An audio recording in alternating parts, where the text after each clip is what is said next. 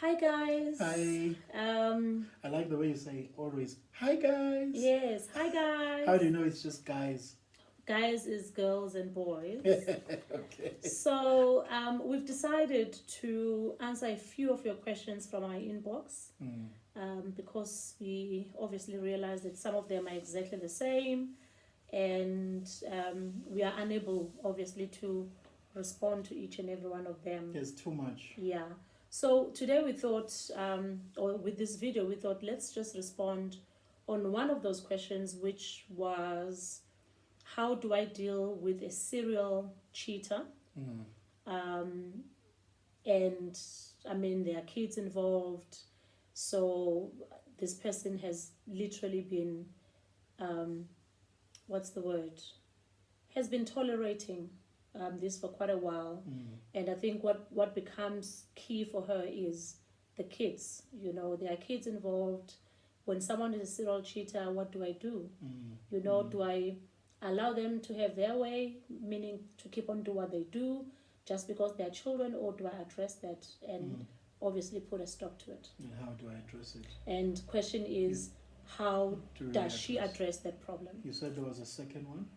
Okay, the second one is similar. It's a serial cheater, but this person was specific to say a Christian serial cheater.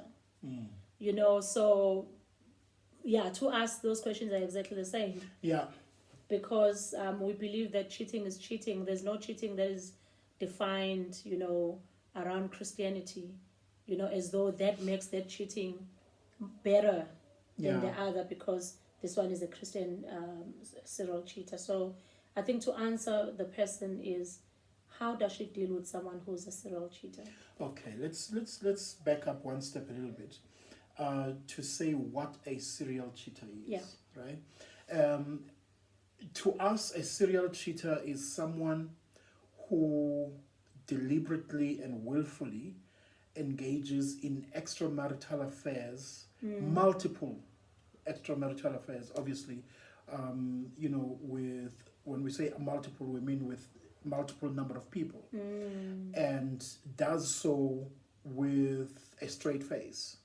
You know, and even when confronted, you know, the person at first perhaps they may have a little some semblance of a conscience, you know, but that sort of dies down to a point where they expect that the spouse understands and accepts Yeah, and accepts that they this is are who cheating. they are. This is who they You are. know, for me, it just makes me think of a serial killer, you know. Yeah. And one of the sort of ways of defining a serial killer is someone who does that with no remorse. Thank you. You know, That is correct. they just do what they have to do. It's serial. They have no remorse whatsoever. Yeah. When they kill, they keep on killing. It's almost like they're getting joy. Yes, they're getting you know, a fix. They're getting a fix from you it. know, from it. You know. You know, and for us, that is the serial cheater. Yeah. And you know, the person, for us to answer, you know, or at least to attempt to answer the anonymous questions, I think first of all, maybe the way we should answer it is that situation curable? Is that situation solvable? Yeah. You know, and there is no yes or no answer, you know, to that, because sitting where we sit, we see and we talk to, even on one-on-one, with a number of couples on this subject. Some of them, you know, have where one partner was a serial cheater, and you know they rehabilitated and the relationship was restored. So but it's possible to change. It is very possible. However, it is also dependent on their cooperation. And that's the key part. Number one, but also importantly, and equally importantly perhaps, if not more, it depends on the willingness of the cheated on partner, you know, to say, do I still want this in my life, or not? Because sometimes when we address the issue of cheating, whether serial or not, sometimes we focus a lot on the person that cheats, and then all the Forget things that all the things they need to do, and forget the person that is cheated on. In terms of what is it that they need to do, under the circumstances. Okay. In this particular instance, the one who wrote in is the one who's being cheated on. So, question is, how do I handle the situation? Okay. I think that, firstly, to take from what I said earlier, if you have cooperation from the person who is a serial cheater, and I gather by the fact that they wrote to us, it means that they have no joy. However, we said, and we wrote, we write a lot about this subject, even on our Facebook page. Cheating on its own is emotional abuse, and when that is done with or by somebody who is unrepentant, or when that is done by somebody who does it with multiple people, with no conscience whatsoever, then we suggest that you give the relationship a break. You then have to choose, Uguti, are you willing to stay in a relationship where you are emotionally abused? What if somebody was physically abusing you? Would you stay in that relationship? If somebody was abusing you incessantly, in other words, they won't stop. They would apologize at first, but now it's become a norm in your relationship. Would you stop? Abuse as well, and continuous abuse. Yes. And obviously, we are assuming that this anonymous has had occasions where they've tried to sit down and talk about it. Because I'm sure. We believe there's got to be a point where you give someone an ultimatum, where you say, listen, this has been happening for X number of times. Because I think in a relationship, there's things that you can't really allow for them to happen continuously. You need boundaries. With no regard. Yeah, you need boundaries. If your spouse has brought it up to say, listen, I've caught you once, and this is not something that I would tolerate. I'm catching you again on the same matter. Yes. And it continues. I think it gets to a point where, a relationship is about respect. And it's about commitment, And by the way, not just respect for the other person or that person respecting you, even but for it's yourself. also self-respect. You know what I'm saying? As well. So there's respect that's being compromised because this person has been telling you over a period of time that I do not appreciate you going out of our home or of our marriage and doing things outside, and you continue doing. Yes. There's got to be a time where you basically draw a line and say, listen, this is not what I signed up for, because marriage, guys, is not supposed to be like that. Nope. That is why marriage is supposed to be of two consenting adults, exclusive. But two matured adults who have agreed that they want to be exclusive in this relationship. Yeah. We always say, don't get married if you're not ready. Yeah. In other words, if you still want to have people who will be comfortable with you having other people, in their lives, then don't take somebody's child into your life and make that person exclusive. Don't go and lobola that person. When don't know that your heart is you're not there. ready. You know. But also, here's another thing. We've also said with couples who are very clear about their boundaries, who would say, look, I only give you one time to do it. I only give you one chance to do it. And after that, you will never do it again. Right? And should you do this thing again in my life, then I will not be part of it. I won't tolerate it. And that's the thing. You cannot make empty threats. Around this issue. You are creating a precedent. In fact, you become part of the problem. Because now what happens is that a person learns for the second time, after they did it for the first time, that, I got away with it the first time, and, then they get away with it the second time, and then the third time, and the next thing, there are no more boundaries. The Yeah. lines are blur and all of that. But couples, and especially cheaters, cheaters are masters, at diverting, issues. They are masters at, at gaslighting, Yes. this situation, to the point that you, the cheated on, you feel guilty. You They blame make yourself. you even. blame yourself. Yeah. No, but it means that I was too busy for him or her. It means that I was focusing on the kids too much. I I'm didn't not give him giving him attention. attention, yeah. And all the reasons they give, for them to cheat, to make you feel guilty. Listen to me. There is no reason to cheat. There's no good enough reason. There is no reason. Actually, when you justify cheating, it really reveals how, I don't want to use, vulgar, but it really speaks a lot about you, when you justify cheating. There's no reason. Even You if can't somebody, justify it. you have an Whatever option, reason they give you have a can't- choice. You have a choice. If somebody gives you a reason why they cheat, they had a choice, but they chose to cheat. Just like anybody has a choice. People have a choice to be faithful. Yes. So cheating is also a choice. It's a choice. You know? It's a choice. When somebody cheats on you, they chose to cheat on you. There is no circumstance that made them cheat. It's like saying the devil made me do this. When you cheating is willful.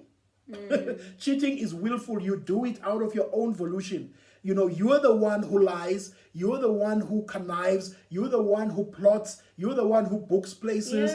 You're the one, when you are asked, where have you been or where were you? You are the one who says, no, I was at such and such a place, or I'm going to such a... All of that. You have opportunities and after opportunities to to the stop. thing, yeah. You are the one who are writing and deleting messages on the phone. No one comes and Yeah. And also, I think the fact that people don't go to an extent of even deleting, they do understand that what It's they're doing is wrong. They know that what they're doing is wrong. So no one does it because they believe it's good. Yes. They know that it's wrong, But to the second part of the question is, the lady says she has children. Yes. And now she obviously can't make a decision because there are kids involved.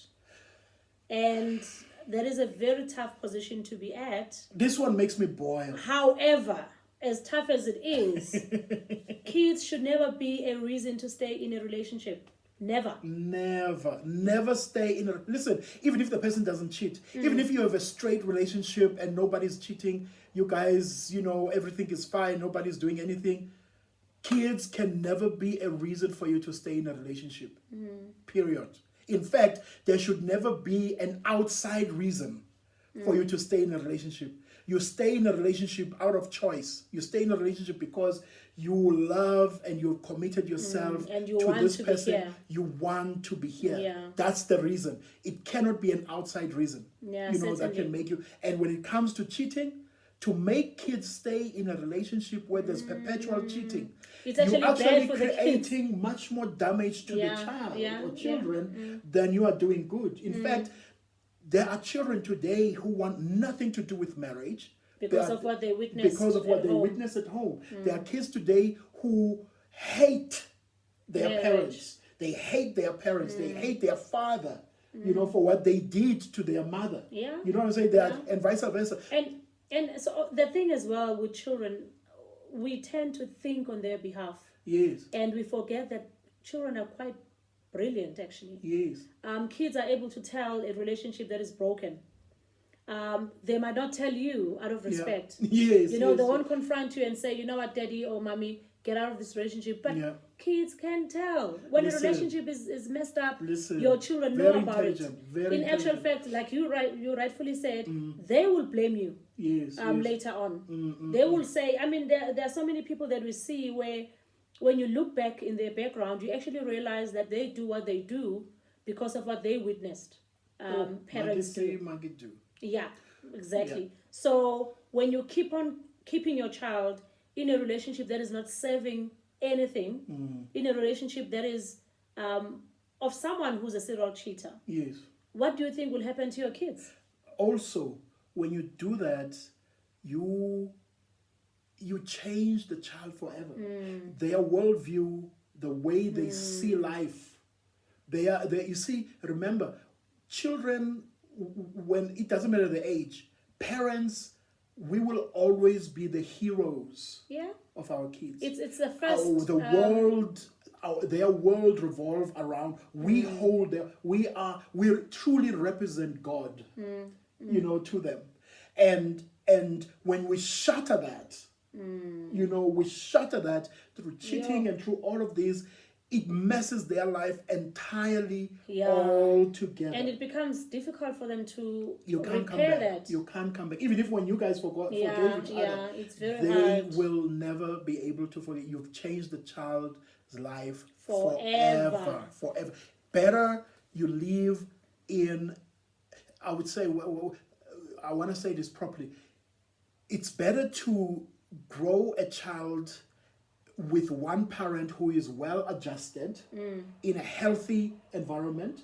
It's just you and your baby as a single parent, than to grow a child in a dysfunctional environment where the two people don't even talk to each other. They hate one another and all of you see, when you stay in a relationship for a child, for the sake of the children, you are actually robbing yourself of many things. And you are robbing your children as well. You are robbing your kids as well. Of a healthy sort of relationship they could have had. You cannot stay in a cheating or serial cheating situation with somebody who is perpetually doing it, unrepentant, and gets a kick from doing it, as it were.